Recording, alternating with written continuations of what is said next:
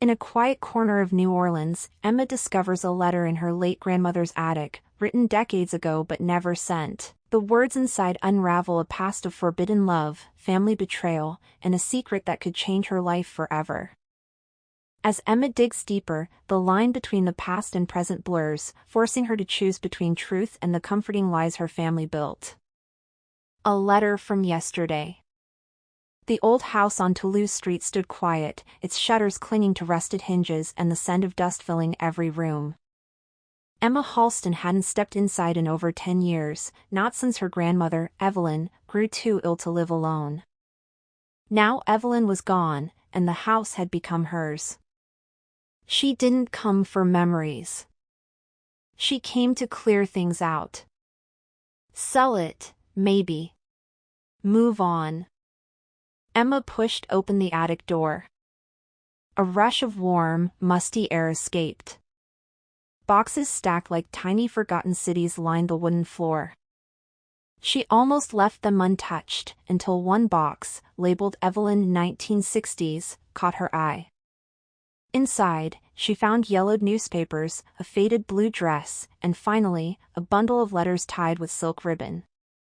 She untied the knot gently, her fingers trembling. The top letter bore no stamp, no return address, just one name in cursive. To Henry. She began to read. My dearest Henry. I told you I would wait. And I have. But I cannot pretend anymore. My heart aches with every sunrise without you. I did what they asked, I married Walter. But my soul has never been his. It was always yours. Emma's breath caught. Henry? She had never heard that name in family stories. Walter was her grandfather, stern, quiet, a banker. He died before she was born. And Evelyn had never mentioned any Henry. She read on. They threatened to ruin you. Said you were not suitable. That your blood would tarnish the Halston name. But I loved you. God help me, I still do. Emma sat down on the attic floor, heart pounding. She read every word of the letter, then another, and another. The letters spoke of secret meetings by the Mississippi River. Plans to run away. Promises of a life far from judgment. But they never did. Evelyn stayed. She married Walter Halston, bore children, lived in that house her entire life. And she never sent the letters. Emma couldn't shake it. The name, Henry, sounded so foreign yet felt tied to her blood. She had to know. Downstairs, Emma pulled out an old family photo album. She flipped through page after page. Her mother as a girl. Her grandmother in youth. Then she saw it, a picture she'd never noticed before. Evelyn stood by the river, smiling in a way Emma had never seen. And next to her, a young black man, holding her hand. Henry? Emma turned the photo over. In faded ink. E+H, spring 1963. Her family had hidden this. Erased it. Her mother never spoke of this man. And yet, Evelyn loved him, deeply. She called her mother, Janet, that evening. Mom. Did Grandma ever mention someone named Henry? Silence. Where did you hear that name? Her mother finally asked. I found letters. And a photo. By the river. She loved him. Janet exhaled sharply.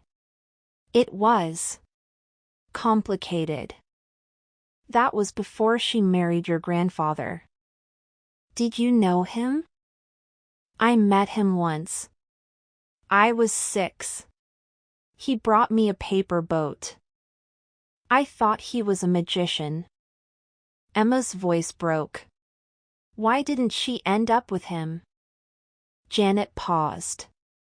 Because the world didn't let them. Grandma's parents forbade it. Said it would destroy the family. She was young and scared. She chose the life they gave her. That night, Emma couldn't sleep. Her mind spun with images of Evelyn's secret love, the heartbreak of a woman trapped between duty and desire. The next morning, Emma searched the city records. She needed to know who Henry was. Where he went. Whether he ever wrote back. It took hours, but she found it.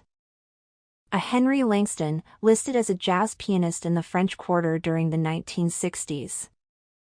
Died in 1997. No spouse listed. No children either. But something else caught her attention, a woman named Clara Langston, now living in Baton Rouge, listed as Henry's sister. Emma called the number. Hello? Hi. Is this Clara Langston? Yes, speaking. My name is Emma Halston. I think our families might be connected. I believe your brother Henry knew my grandmother, Evelyn Halston. Silence.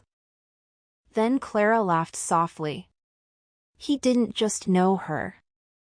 He loved her. You knew? Of course.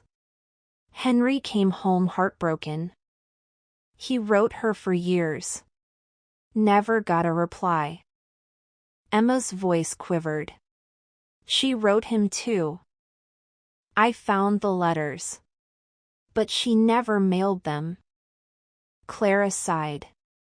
They were young. The world was cruel. But I never saw him love anyone like he loved Evelyn. Even at the end, he kept her photo in his wallet. Tears filled Emma's eyes. Can I come see you? A week later, Emma arrived at Clara's house. The woman welcomed her with a warm smile and gentle eyes that reminded her of Evelyn. Clara poured tea and led Emma to the living room. On the mantel sat a black and white photo, Evelyn and Henry, by the river. He used to play this tune every night, Clara said, walking to an old record player. She set a vinyl spinning. A soft piano melody filled the room, haunting and beautiful. He called it Evelyn's Waltz. He wrote it for her. Emma cried. For what could have been. For the love that never lived. For the lies families tell themselves to survive. Clara held her hand. Maybe it's not too late for the truth. Back in New Orleans, Emma made a decision. She wouldn't sell the house. She would restore it. She would honor the love story hidden in the attic. She created a room in the house, a tribute. Framed letters, the photo, and a plaque. To Evelyn and Henry, a love the world tried to silence, but could never erase. She hosted an exhibition. People came. Young lovers. Old neighbors. Musicians who once played with Henry.